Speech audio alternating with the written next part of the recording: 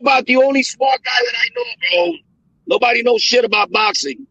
I appreciate it, man. Yeah, Be careful what you wish for because it can become a reality. yeah. The Untouchable True School Sports Empire proudly presents something the boxing games are missing. Hey, what's going on? It's your boy BT, and I came here to talk some boxing with the thousands of True School Sports subscribers. All right, so I wanted to give my little quick post-fight thoughts on Blair Cobbs versus Adrien Broner. It was a good fight, at least from the Blair Cobbs side of things, because the fight ended in a pretty wide, easy fight to score a clear win for Blair Cobbs. Before I get into the fight, and I know in this day and age it's very easy to put people down, and I'm really trying to practice the art of not putting people down.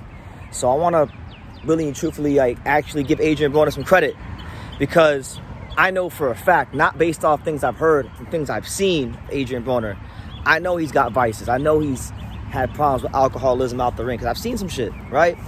So I want to give him his due, because I know back when I saw him in December at the WBA convention, and I'll leave it at that, I know that he was struggling a lot.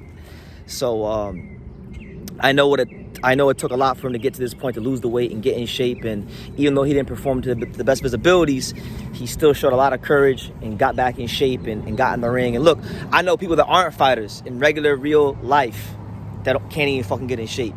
And Adrien Broner is a fighter under the pressure of being a fighter, still getting in shape, still trying to fight with whatever it is he has left, doing the best he can with whatever it is he has, even if it's not what he had, let's say 10 years ago when he was fighting like Antonio DeMarco, had the flashy hand speed and was the can man, he was the athletic bastard. He did the best he could with what he had at this point in his life, and that's all you can ask from a man in any avenue of life. So salute to him for getting in the ring and losing the weight and being a professional for this fight.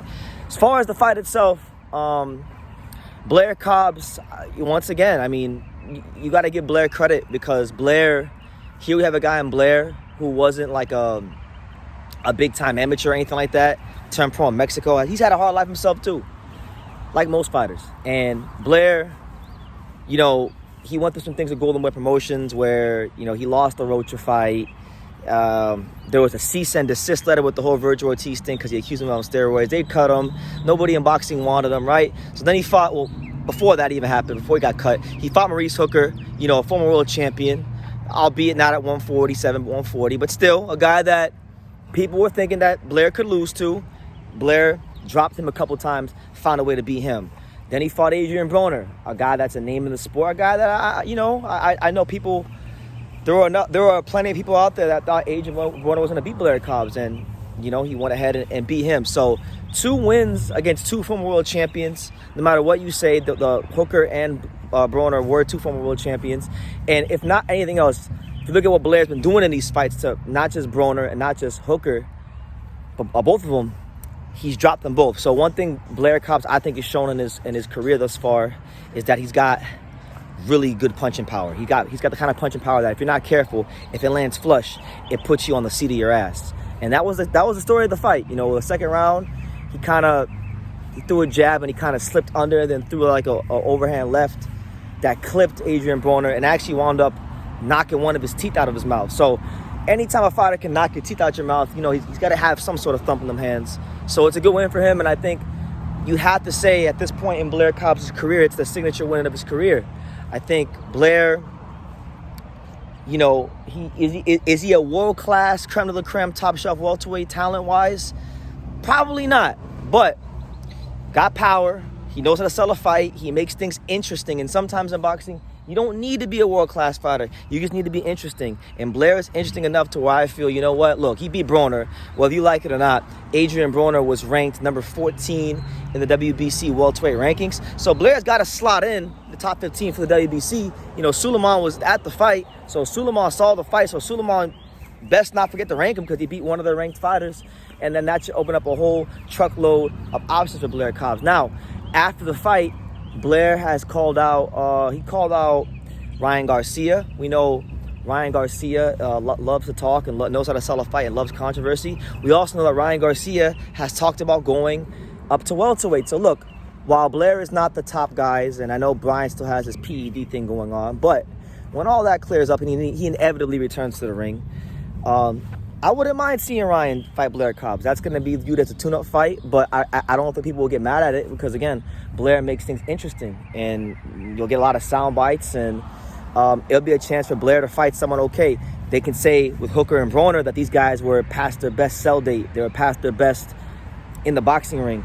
But you can't say that with Ryan Garcia because he's still young and he's still in his physical prime. So that would be a chance for Blair to really and truthfully, continue to stamp his name on the map and make the most of his boxing career, right?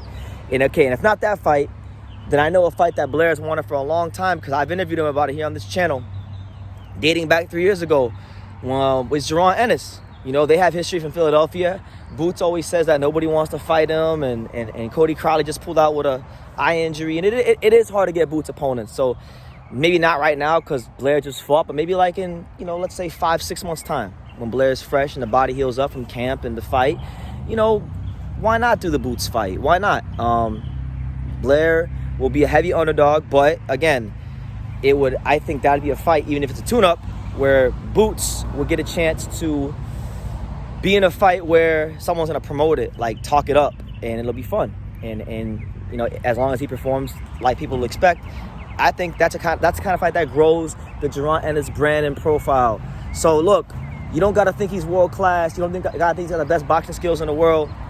He's not a pound for pound number 1, a top 5 or top 10 fighter, but Blair Cobbs is interesting, and in my humble opinion, he's good for boxing. So good win last night against Adrien Broner. 2 back-to-back wins against former world champions, albeit faded world champions, but former world champions nonetheless. You can't discredit that, because Blair is not getting the benefit of getting the big names when he wants to. He's not in that position. So he's got to take whatever's given to him. What's been given to him his last 2 fights have been Maurice Hooker and Adrien Broner, and he's found a way to perform quite well both times. And I think it's time for him to get a more credible fight against somebody who's like not past it, So good win for him, Adrien Broner. Look, I'm trying to get out this habit because I like really and truthfully, like at the end of the day, like who am I? I'm nobody in the grand scheme of things when it comes to boxing. I'm just a guy with a YouTube channel. So it's not my position to tell any fighter, especially a 4-division champion like Adrien Broner, to hang the gloves up. But I will say this. I will just say this, and this is being objective and honest. And I like Adrien, but I've really grown to like him over the years. And that wasn't always the case. I didn't always like Adrien Broner. Adrien Broner was a fighter at his best when he had his reflexes, when his athleticism was at its peak. Now boxing's a young man's game, especially if you're the kind of fighter that loves the nightlife and the drinking and all that stuff. And unfortunately, Broner has loved that life and he's lived that life to the fullest. And I'm sure he's had a lot of fun. It looks like fun. But eventually, in the end, it catches up to you. And I just feel like it's caught up to him. And I think last night, if he continues to box any longer, to compete under the lights, I genuinely believe last night was a precursor to worse things that will happen, because this boxing industry is extremely unforgiving. It doesn't care about a fighter's health. It does not care about, your long-term safety. The boxing industry cares about turning over a quick buck and a quick profit. And mark my words, Adrien Broner stays around, he's gonna get put in with a fighter even more dangerous than Blair Cobbs for a quick buck, and he's gonna get hurt even worse. And I hate to see that, because at the end of the day, Adrien Broner he's someone's father, he's someone's family, and I don't think he's got anything left to prove. I mean, he's been a champion. He's come from tough circumstances coming out of Cincinnati, Ohio, and I think he punched out of his weight class in life, as far as what he was supposed to do, so he did. For me personally, again, it's his prerogative. I'm sure he's gonna say he's got enough fight left in him because he's a fighter, and fighters don't quit. Fighters have heart, and he has heart. But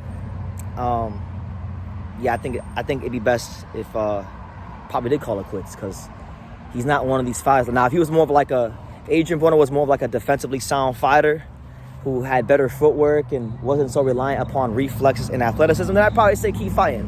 But that's not his style, and with the way he's lived his life outside the ring, he's not going to be able to fight that way. So I wish him all the best. I love watching Adrien Broner fight.